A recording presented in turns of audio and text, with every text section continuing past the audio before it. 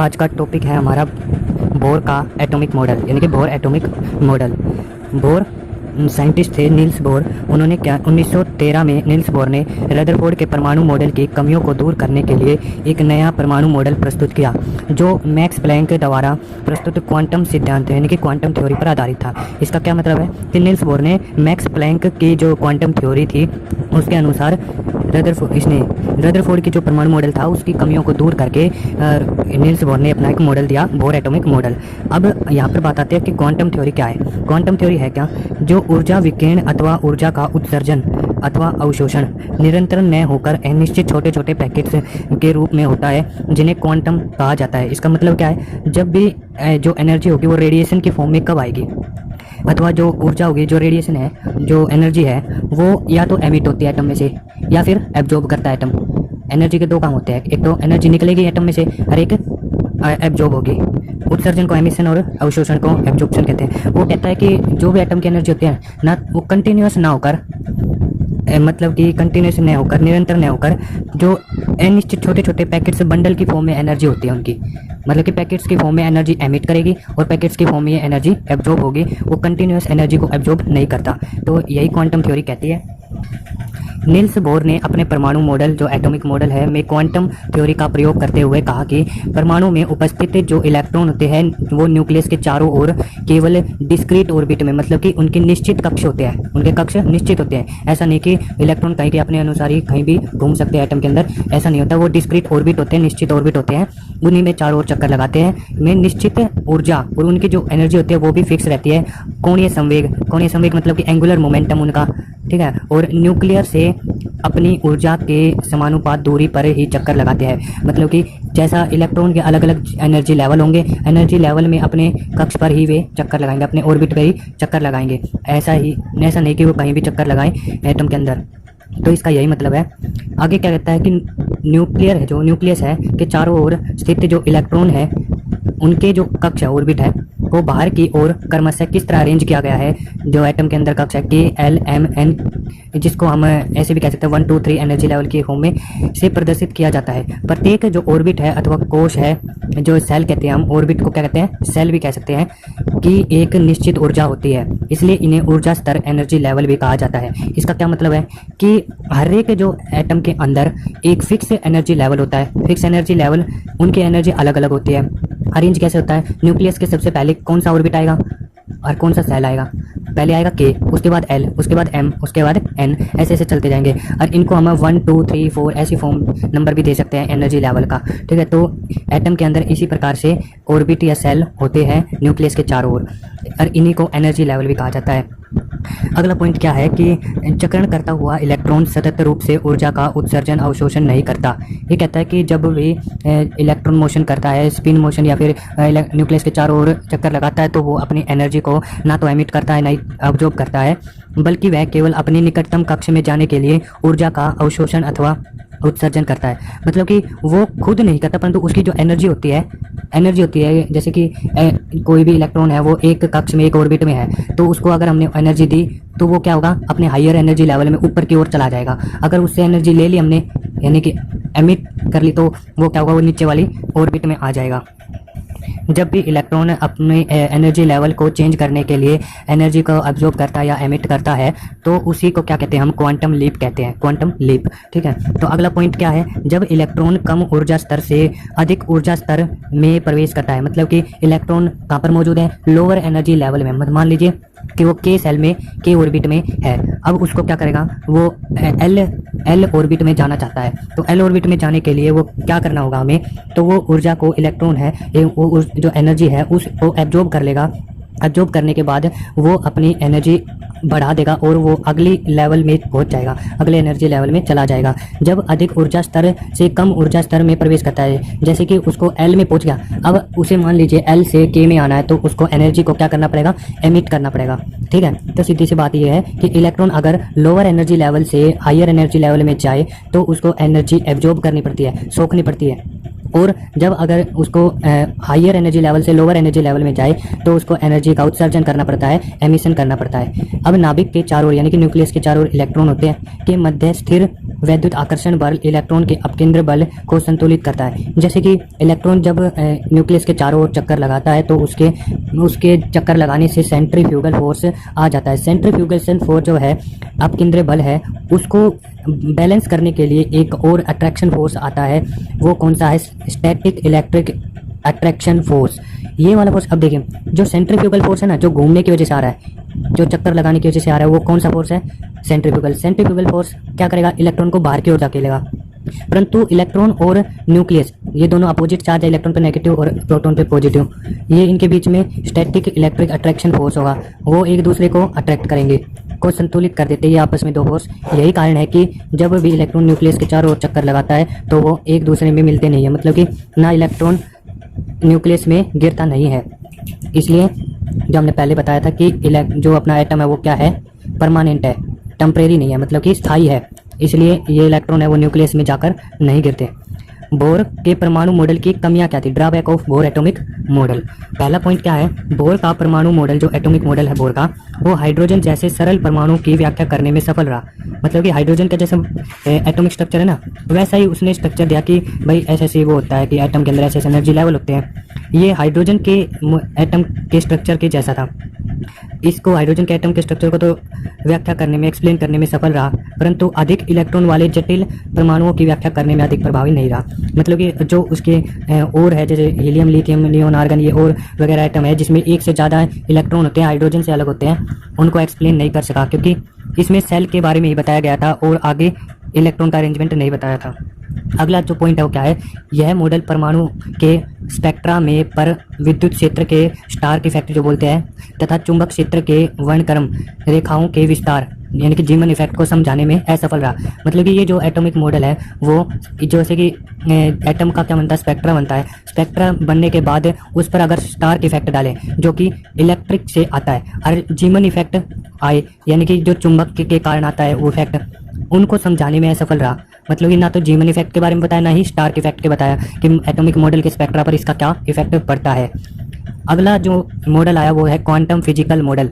Quantum physical model वर्ष 1924 में Louis de Broglie ने अनुमान लगाया कि सभी गतिशील कण, मुख्यतः अपरमाणविक कण, कुछ मात्रा में तरंग के समान गुण वेव लाइक प्रदर्शित करते हैं। मतलब कि लुई डी ब्रोगली ने क्या बताया कि जो भी पार्टिकल है वो सभी गतिशील पार्टिकल, जो भी मोशन कर रहा है पार्टिकल, वो क्या करता है, कैसा प्रॉपर्टी उसमें आती है, वो वेव की प्रॉपर्टी आती है। वेव तरंग के समान जो प्रॉपर्टी होती है वो ऐसी प्रॉपर्टी उस पार्टिकल में आ जाती है जब पार्टिकल मोशन करता है। इसी आधार पर एरविन स्क्रोजिंगर के द्वारा यह समझाया गया कि इलेक्ट्रॉन कण नहीं बल्कि एक तरंग है। कि इसने ये बता दिया कि इलेक्ट्रॉन कोई पार्टिकल नहीं है, वो एक वेव है, एरविन स्क्रोजिंगर ने बताया। परंतु मैक्स बोर ने एरविन की संकल्पनाओं में संशोधित करते हुए कहा कि इलेक्ट्रॉन स्वयं एक तरंग नहीं बल्कि तरंग इलेक्ट्रॉन भी एक अवस्था है। मतलब कि इलेक्ट्रॉन और वेव दोनों मिक्स होकर कौन सी एक स्टेट बना दी उसने? एक वेव इलेक्ट्रॉन की स्टेट बना दी। इस प्रकार उपयुक्त दो विपरीत विचारों की नई संकल्पना दी, तरंग कण द्वैतता, जो जिसे इंग्लिश में वेव पार्टिकल ड्यूअलिटी कहा। कि जो भी पार्टिकल है वो पार्टिकल नेचर भी शो करेगा और तरंग नेचर भी शो करेगा, वेव नेचर भी शो करेगा, का उदय हुआ। ठीक है, तो इस संकल्पना के अनुसार इलेक्ट्रॉन तरंग अथवा पार्टिकल दोनों के गुण प्रदर्शित करता है। यह एक तरंग के समान अपवर्तित रिफ्रैक्ट हो सकते हैं। मतलब कि इलेक्ट्रॉन को अगर हम किसी सरफेस पे डालेंगे तो वो रिफ्रैक्ट हो सकता है, रिफ्लेक्ट भी हो सकता है। जो भी लाइट की प्रॉपर्टी होती है, आपको पता है कि लाइट एक वेव है, वेव की तरह ही इसके नेचर होता है, तथा इसमें एक कण के समान मास भी होता है। इसमें इसके अंदर मास होने के कारण ये कौन सा वो नेचर शो करता है? पार्टिकल नेचर भी शो करता है। और लाइट की प्रॉपर्टी होने के साथ ये कौन सा नेचर शो करता है? वेव नेचर शो करता है। इस सिद्धांत के अनुसार इलेक्ट्रॉन है जो नाभिक, जो न्यूक्लियस से भी किसी भी दूरी पर उपस्थित हो सकते हैं। मतलब कि उसने क्या बताया था कि सेल के बारे में बताया था, ऑर्बिट, जिसको ऑर्बिट भी कहते हैं, सेल ऑर्बिट के बारे में बताया कि किसी भी दूरी पर उपस्थित हो सकते हैं। परंतु इलेक्ट्रॉन की ऊर्जा स्तर के आधार पर जो न्यूक्लियस के कुछ विशेष क्षेत्रों में इनके होने की स्वाभाविक संभावना होती है। मतलब कि जो जो विशेष इन्हें एरिया बांटती है कि इस एरिया में इलेक्ट्रॉन होने की संभावना ज़्यादा है, कि पूरे एटम पर, सारे एटम पर इलेक्ट्रॉन ऐसे वैसे नहीं फैले हुए, कोई फिक्स एरिया है, उसी में ही इलेक्ट्रॉन न्यूक्लियस के चारों ओर चक्कर लगाते हैं। तो कुछ विशेष क्षेत्रों में इनके होने की संभावना होती है। इस क्षेत्रों को हमने क्या कहा, ऑर्बिटल कहा। ठीक है, ऑर्बिटल का, जिसको हिंदी में कक्षक कहते हैं। परमाणु जो एटम है ऑर्बिटल विभिन्न आकारों के हो सकते हैं। कैसे कैसे, क्या, एक तो स्फीयर का होता है, स्फीयर टाइप का, डंबल आकार का होता है, डबल डंबल भी होता है। ठीक है, अर्धचक्रीय आकार का, कि टोरस भी बोलते हैं इसको। इनकी ये शेप होती है जैसे कि ये हम नॉर्मली सुनते हुए S orbital, P orbital, D orbital, F orbital. इनके शेप के बारे में बताया गया कि स्फीयर है, डबल डंबल है, डंबल शेप होती है। ठीक है, अगला टॉपिक हमारा, अगले टॉपिक और बात करेंगे जो कि है सेल, सब सेल एंड ऑर्बिटल। सेल को हम क्या कहते हैं, कोश। सब सेल को क्या कहते हैं, उपकोश। और ऑर्बिटल को क्या कहते हैं, कक्षक। इनके बीच में बहुत बड़ा अंतर होता है, इनको समझने का हम आगे कोशिश करेंगे। जो सबसे पहले हम पढ़ते हैं कोश के बारे में, जो कि हम कोश, कक्षा हिंदी में तो कहते हैं, और सेल, ऑर्बिट भी कहते हैं। ठीक है, तो सेल ऑर्बिट के बारे में पढ़ेंगे, जो कि हमने पिछले में बोर ने बताया था कि KLMN होते हैं ना, उन्हीं सेल के बारे में पढ़ेंगे। परमाणु के नाभिक के चारों ओर स्थित वे वृत्ताकार पथ जिनमें इलेक्ट्रॉन गति करते हैं, उनको क्या कहते हैं, कोश कहते हैं, सेल कहते हैं, कक्ष भी कहते हैं, इनको ऑर्बिट भी कहते हैं। ठीक है, कहलाते हैं। प्रत्येक कोश का एक निश्चित ऊर्जा स्तर होता है, मतलब कि ये वृत्ताकार पथ, सर्कुलर पाथ होता है इनका न्यूक्लियस के चारों ओर, जिसमें इलेक्ट्रॉन गति करते हैं। ठीक है, और इन सभी का अलग अलग क्या होता है, एनर्जी लेवल होता है, और वो एनर्जी लेवल फिक्स होता है, बदलता नहीं है, फिक्स एनर्जी लेवल होता है। ठीक है, सबसे कम ऊर्जा स्तर वाला कोश नाभिक के समीप तथा सबसे अधिक ऊर्जा वाला कोश नाभिक के सबसे दूर स्थित होता है। मतलब कि क्या कह रहा है ये, जिसका एनर्जी लेवल सबसे कम है वो न्यूक्लियस के सबसे नज़दीक होगा, और जिसका energy level higher energy level है, जिसका एनर्जी बहुत ज़्यादा है, वो न्यूक्लियस के बहुत दूर होगा। अब इन कोशों को KLMN में कहते हैं। अब देखिए के जो है ना, वो न्यूक्लियस के सबसे नज़दीक होता है, और जो आगे बढ़ते जाते हैं KLMN, ठीक है, तो आगे जो होता है बढ़ते जाएंगे, एनर्जी लेवल भी बढ़ता जाएगा, और वो न्यूक्लियस से दूर होते चले जाएंगे। इनके लिए हम N की वैल्यू से भी अगर हम डिनोट करना चाहें तो K के लिए N की वैल्यू 1 होती है, L के लिए N की वैल्यू 2 होती है, और M के लिए N की वैल्यू 3 होती है, और N के लिए N की वैल्यू 4 होती है। जो ये N है ये स्मॉल में लिखा जाएंगे। ठीक है, जो सेल और ऑर्बिट होते हैं उसको हम N से डिनोट करते हैं।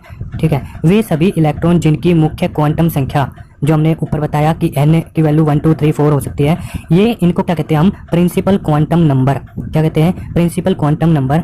जिनका प्रिंसिपल क्वांटम नंबर समान हो, वे सभी इलेक्ट्रॉन जिसका प्रिंसिपल क्वांटम नंबर समान हो, N की वैल्यू समान हो, वे एक ही कक्षा में पाए जाते हैं। सिंपल सी बात है, अगर कोई इलेक्ट्रॉन K सेल में है, ठीक है, और उसका N की वैल्यू क्या है, K के लिए 1, तो सभी इलेक्ट्रॉन N की वैल्यू सेम है, जैसे कि इलेक्ट्रॉन 3-4 इलेक्ट्रॉन, तो वो K में ही पाए जाएंगे। ठीक है, तो यही बता रहा है। ठीक है, अगली बात करते हैं हम सब सेल्स की, जो कि होता है उपकोश। हमने सेल के बारे में पढ़ने के बाद हमने देखा कि सेल के अंदर भी उसके पार्ट बने हुए हैं, कि सेल में तो इलेक्ट्रॉन है ही है, परंतु सेल के अंदर भी ऐसी स्ट्रक्चर है जिसमें इलेक्ट्रॉन बटे हुए हैं। वहाँ पर भी कंप्लीट नहीं है, इलेक्ट्रॉन पूरे भरे हुए नहीं है, वहाँ पर भी स्ट्रक्चर है। कि उसने देखा कि सब सेल है वहाँ पर, जिसको उपकोश कहते हैं। प्रत्येक कोश जो सेल होगा एक या अथवा अधिक उपकोश में विभाजित होता है। मतलब कि कोई भी सेल है वो एक से ज़्यादा सब सेल में विभाजित हो सकता है। ठीक है, जिन्हें क्या कहते हैं, SPDF अक्षरों से दर्शाया जाता है। ये अक्षर अपने स्मॉल होते हैं, SB small, PB small, DB small, FB small. वे सभी इलेक्ट्रॉन जिनकी कोणीय संवेग क्वांटम संख्या, एंगुलर मोमेंटम क्वांटम नंबर समान होता है, वे एक ही उपकोश में पाया जाता है। मतलब कि जिनका एंगुलर मोमेंटम देखें अगर हम, वे एक ही, जिन इलेक्ट्रॉन का एंगुलर मोमेंटम क्वांटम नंबर समान हो तो उनके लिए उपकोश वे एक ही उपकोश में पाए जाएंगे। इसके उपकोश के बारे में आगे मैं एक टेबल में डिटेल में बताऊंगा। ठीक है, तो अगली बात है कक्षक, ऑर्बिटल। ऑर्बिटल क्या होते हैं, उपकोश पुनः कक्षों में विभाजित होते हैं। अब हमने क्या देखा कि सेल के अंदर क्या थे, सब सेल्स। अब सब सेल्स के अंदर भी इलेक्ट्रॉन ऑर्बिटल में भरे हुए, कक्षक कहते हैं जिनको, कक्षक में विभाजित थे।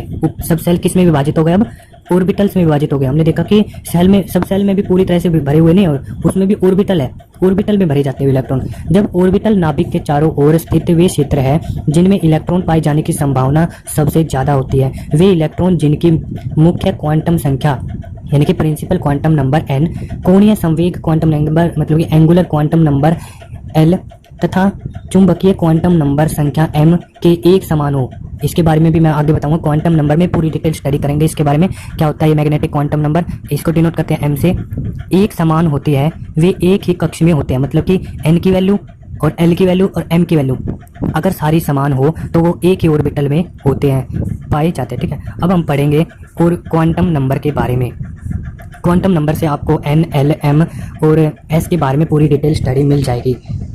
अब हम अगले टॉपिक में क्वांटम नंबर के बारे में पढ़ेंगे। क्वांटम नंबर क्या होती है, इसको क्वांटम संख्या भी कहते हैं। क्वांटम संख्या, क्वांटम नंबर किसी परमाणु एटम के भीतर उपस्थित प्रत्येक इलेक्ट्रॉन की गति, उसकी अवस्थिति यानी कि कोश, उपकोश, कक्षक यानी कि सेल बोले, इनको सब सेल बोले या फिर ऑर्बिटल बोले, और उसकी चक्रण यानी कि स्पिन की दिशा, उसकी डायरेक्शन तथा ऊर्जा, उसकी एनर्जी आदि की संपूर्ण जानकारी प्रदान करती है। क्वांटम नंबर 4 प्रकार के होते हैं, जिनका हम आने वाली टेबल में डिटेल स्टडी करेंगे। अब करते हैं हम क्वांटम नंबर के बारे में बात। इस टेबल में देख रहे हो आप, जो पहला कॉलम है वो क्वांटम नंबर के टाइप है।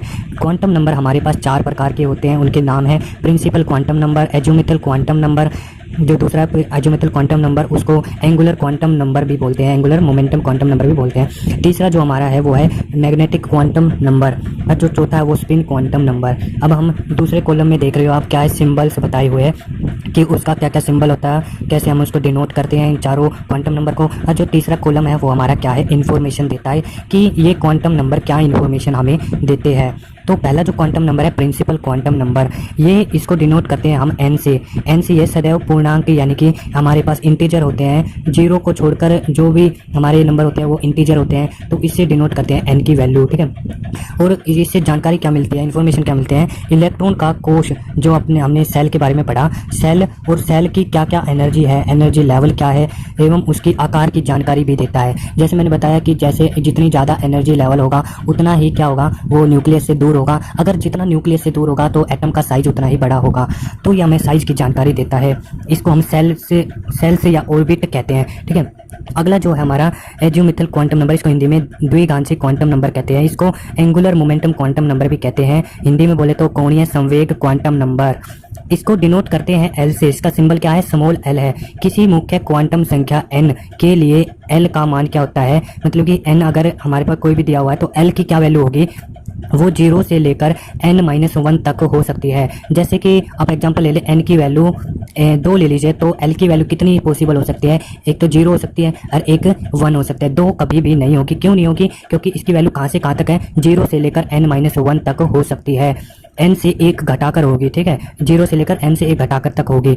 इससे क्या हमें इन्फॉर्मेशन मिलती है, इलेक्ट्रॉन का कोणीय संवेग, मतलब कि इलेक्ट्रॉन का जो एंगुलर मोमेंटम कितना है, कि कितने मोमेंटम पर वो घूम रहा है, और उसका सब सेल्स के बारे में भी डिस्क्रिप्शन मिलता है कि कौन से सब सेल्स में, जो हमें सब सेल का जो अंदर हमें पार्ट कहता है सब सेल्स है, उसके बारे में बताता है। और कक्षक के 3D डायमेंशन आकार की जानकारी देता है कि ऑर्बिटल होता है जो हमारा, उसकी 3D में उसकी शेप कैसी है, उसके बारे में ये एंगुलर मोमेंटम क्वांटम नंबर जानकारी देता है।